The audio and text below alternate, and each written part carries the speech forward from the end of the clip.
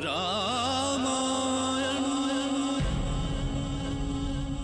मैं काल हूं, शाश्वत, अविनाशी, त्रिकालदर्शी।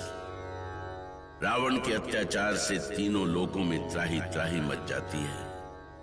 ऋषि महर्षियों और निर्दोष प्राणियों के संकट को लेकर देवताओं की चिंता बढ़ती जाती है। विष्णु महेश के साथ नारद, वरुण, इंद्र और वायु सभी देवता प्रजापति ब्रह्मा के पास आते हैं।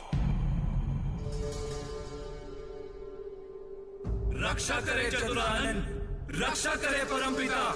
आंखें खोलिए ब्रह्मदेव, आंखें खोलिए। आप मौन क्यों हैं ब्रह्मदेव? क्या त्रिभुवन की कोई चिंता नहीं है आपको? क्या रावण के हाथों सृष्टि का अंत हो जाएगा? लंकापति रावण के अत्याचार से तीनों लोक संकट में हैं। देवता और ऋषि महर्षि त्राही त्राही कर रहे हैं। हाँ परमपिता, यदि समय रहते कोई निर्णय नहीं लिया गया तो इंद्रलोक पर तो रावण का अधिकार होगा ही। देवलोक का अस्तित्व भी संकट में पड़ जाएगा। लगता है कि परमपिता समाधि की स्थिति में है। हमें विनती करनी चाहिए। हे चतुरानन सृष्टि प्रणेता, हो प्रसन्न, हो प्रसन्न। हे ब्रह्मदेव, हे जगत पिता, हो प्रसन्न, हो प्रसन्न। विपदान पड़ी संकट में है सारा संसार। धर्म का नाश हुआ, अधर्म का हर ओर है राज। हे कमलासन, हे चतुरानन, हो प्रसन्न, हो प्रसन्न। हे ब्रह्मदेव, हे जगत पिता, हो प्रसन्न, हो प्रसन्न, हो प्रसन्न, हो प्रसन्न। सृष्टिकर्ता ब्रह्मा की जय। श्री हरि महादेव, आप लोग यहाँ। त्रिभुवन संकट में है चतुरानन। यदि रक्षवंशियों को रोका नहीं गया तो तीनों लोकों में अधर्म का राज हो जाएगा ब्रह्मदेव। हाँ चतुरानन, ये घोर संकट की घड़ी है। ऐसे में आप ही कोई उपाय कर सकते हैं। हमें आपके आदेश की प्रतीक्षा है। शीघ्र निर्णय लें परमपिता। और उधर पृथ्वी पर अयोध्या नरेश महाराज दशरथ अपनी ही चिंता में घुले जा रहे थे। वो वृद्ध हो रहे थे और अयोध्या नगरी उत्तराधिकारी चाहती थी। सावधान!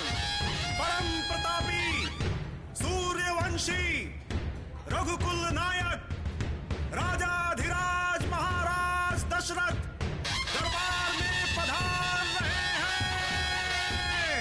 अयोध्या नरेश महाराज दशरथ की जय! अयोध्या नरेश महाराज दशरथ की जय!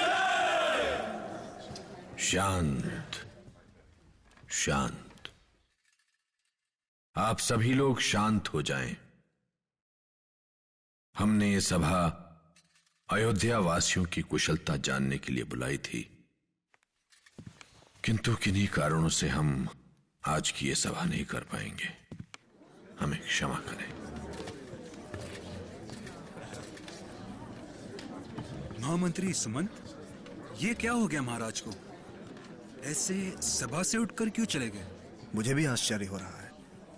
महाराज ने पहले ऐसा कभी नहीं किया। हाँ, महाराज कई दिनों से चिंतित भी लग रहे थे। उनको ऐसा चिंतित मैंने पहली बार देखा है। किंतु अचानक वो गए कहाँ? अवश्य गुरु वशिष्ठ के पास गए होंगे। सुमंत ने सही कहा। महाराज दशरथ गहन चिंता में डूबे हुए सीधे गुरु वशिष्ठ के पास पहुंचे। पर महाराज दशरथ क्या सोच रहे थे? क्या उन्हें उनके साथ ही रघुकुल का दीपक बुझ जाने का भय नहीं था?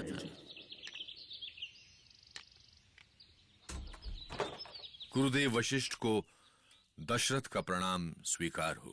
क्या बात है महाराज, आप बहुत चिंतित लग रहे हैं। अब आपसे क्या छिपा है गुरुदेव, आप तो सब कुछ जानते हैं। जानता हूं महाराज, आपकी चिंता अयोध्या के उत्तराधिकार की चिंता है, अयोध्या के भविष्य की चिंता है, अयोध्या वासियों की चिंता है। किंतु गुरुदेव महाराज, मैं ग्रह नक्षत्रों की गति देख रहा हूं और काल के गर्भ में छिपा हुआ अयोध्या का भविष्य भी देख रहा हूं। इधर महाराज दशरथ की एक पुत्र पाने की चिंता थी, तो उधर देवलोक की चिंता थी रावण के पापों का अंत। और ब्रह्मा जानते थे कि इन दोनों चिंताओं का हल एक ही है, विष्णु का अवतार अर्थात राम का जन्म। और उन्होंने देवताओं से ऐसा ही कहा। रक्ष वंश के अंत की नींव पड़ चुकी है देवगण।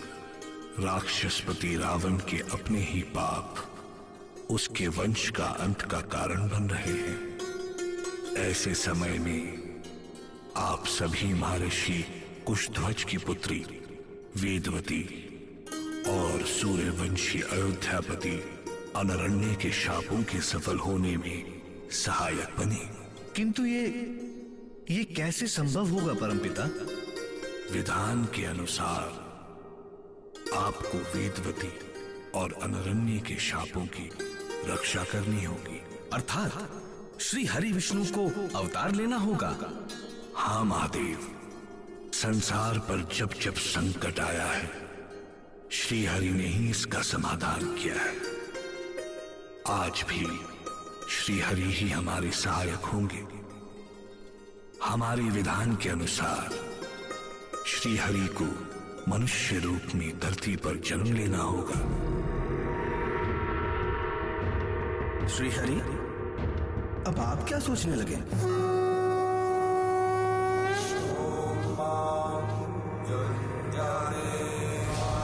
सोचना क्या है? विधि के विधान को कौन मिटा सकता है? परमपिता ने मुझे धरती पर अवतार लेने को कहा है, तो मैं विष्णु सृष्टि को राक्षसों, असुरों और दैत्यों से मुक्त करते हुए रावण के पापों का अंत करने का वचन देता हूं। श्री हरि विष्णु की जय। शांत, आप सभी शांत हो जाएं। परंतु परमपिता, आपने तो ये बताया ही नहीं कि धरती पर हमारा पिता कौन होगा और कौन होगी हमारी माता? श्री हरि, इस प्रश्न का उत्तर तो आप ही के पास है। स्मरण कीजिए, अनरण्य ने रावण को क्या श्राप दिया था? मेरे ही कुल में पैदा हुआ एक रघुवंशी तेरे राक्षस वंश का सदा सदा के लिए नाश कर देगा। ऐसा ही होगा परमपिता। हम अनरण्य के वंशधर रघुवंशी अयोध्या नरेश के ज्येष्ठ पुत्र के रूप में अवतरित होने का वचन देते हैं और हमारी माता होंगी माता कौशल्या। शांताकारं भुजगशयनं पद्मनाभं सुरेशं विश्वधारं गगनसदृशं मेघवर्णं शुभांगं। मुनि वशिष्ठ परम ज्ञानी थे। देवलोक में हो रहे निर्णय का उन्हें भी आभास हो चुका था। इसी विश्वास पर उन्होंने भविष्यवाणी की कि महाराज दशरथ अवश्य पुत्रवान होंगे।